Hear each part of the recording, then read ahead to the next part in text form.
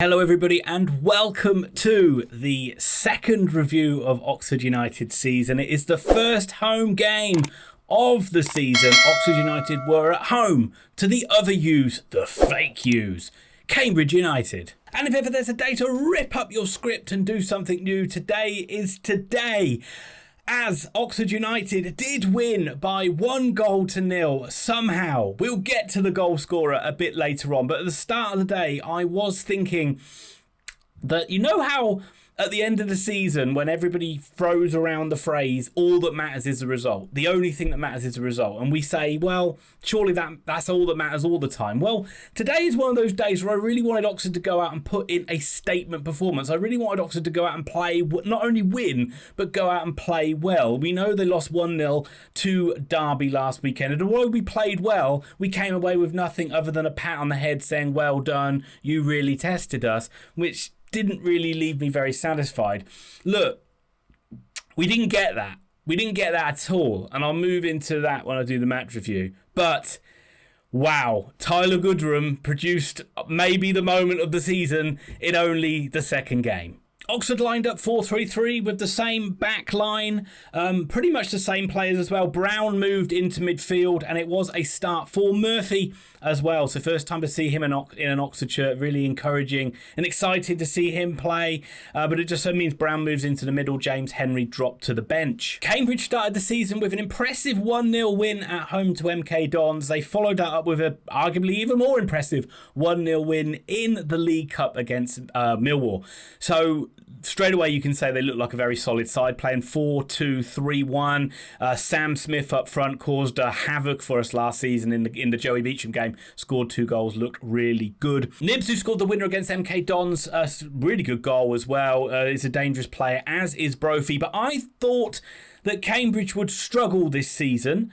No disrespect, Cambridge fans. That's just how I thought it would go. You can check out my season predictions in the top corner right now. But they look anything like strugglers today. In these opening days of the season, they look very solid, very organised. And if anything, they'll come away from this game scratching their heads saying, how did we not get at least a point? How did we not win it? And that is because we saw a largely lacklustre performance from Oxford United. It got a little bit better the more the game went on, but it was very hard to watch at times. As such, I felt Cambridge really controlled the opening easy 30 minutes of this game. Oxford were a little bit better. The game got a little bit of needle in it, and all of a sudden Oxford woke up. But they didn't really test Mitov in the goal at all. I didn't think there was really any cohesion between the players. Cambridge had a lot of space in midfield. They were able to find balls in behind as well. Smith was excellent at holding the ball up, and as I said, the likes of Brophy were really dangerous attacking players as well. And you really felt it was only a matter of time before Cambridge did score. And as I said, the first half, they did have chances, and probably the best one fell to Nibs, where if he looks back on it, he'll wonder how he didn't score.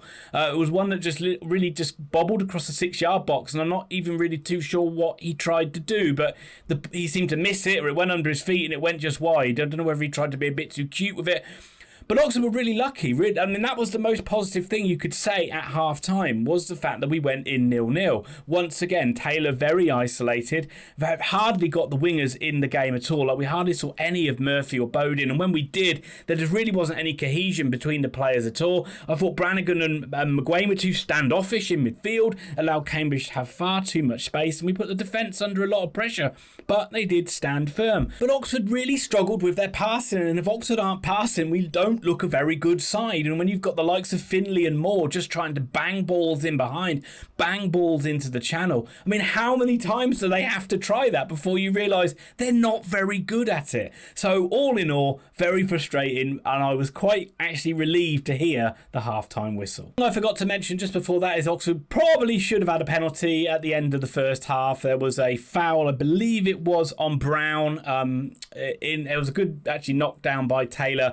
Foul by Brown on Brown, but it wasn't blatant. It wasn't as blatant as they made you to believe on the radio. On another day, you get them. Sometimes you don't. I wouldn't have said it was any absolute stonewaller. One we could have got, but not really anything that I thought that the referee made an absolute howler there. I thought, if anything, Brown should have stayed on his feet and scored. But this Oxford side just could not wake up. We could not get going in this game. It took a long time, and Cambridge, again, had their chances at the start of this second half. And Smith, again, I keep saying he was a constant thorn. We would really like a player like him, a guy who is able to hold the ball up and bring players into play. They had a chance right at the start of the second half where, again, it looks like a Cambridge player just made the wrong decision in front of goal. This time it was Brophy, who tries to be a bit too cute when he could have just shot on the edge of the box. But as I said, every time Cambridge went forward, they looked like they could score. And this is probably me patting the Cambridge fans on the head like Derby fans did to us last week, but I thought your side looked excellent today. Excellent. And I'll say again, Oxford were extremely lucky to win this game. Probably quite lucky to get a point. Some sort of momentum started to come into Oxford's play. We started to get a little bit better, and it really came when the changes were made. Henry came on first, and I thought James Henry actually really calmed Oxford down, actually got us playing a little bit more football. We started to get a bit more time. Maybe Cambridge did tire a little bit and start to look for that point that they could have had rather than getting all three, and it did bring Oxford back into the game a little bit. And Bate came on as well, and he looked a tidy player as well. There was one really nice little jinking run he did, an encouraging debut for him. And we also saw Jody Jones come on. Didn't really get to see too much of Jody Jones, but another player I'm sure we're going to see more of in the weeks to come. Chances were at a premium for Oxford. I mean, they did work the goalkeeper from a couple of corners from Taylor, a good header from Elliot Moore, but didn't really look like we were going to get anything from this game. And if anything, Cambridge had a late free kick in injury time and could have got a winner themselves if they'd have put a good delivery in. But there was time at the end of the game for the decisive moment, the magical moment.